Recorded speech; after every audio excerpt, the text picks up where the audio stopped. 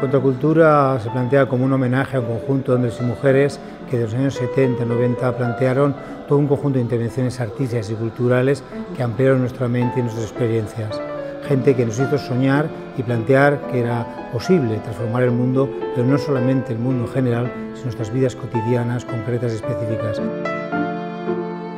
La exposición Contracultura en Valencia, Utopía, Resistencia y Provocación intenta reivindicar toda una época, intenta reivindicar unos experimentos estéticos que tienen lugar entre los años 70 y 80, sobre todo en la ciudad de Valencia, y intenta un poco buscar cómo todo esto se relaciona con nosotros, se relaciona con el presente y qué nos puede aportar al presente.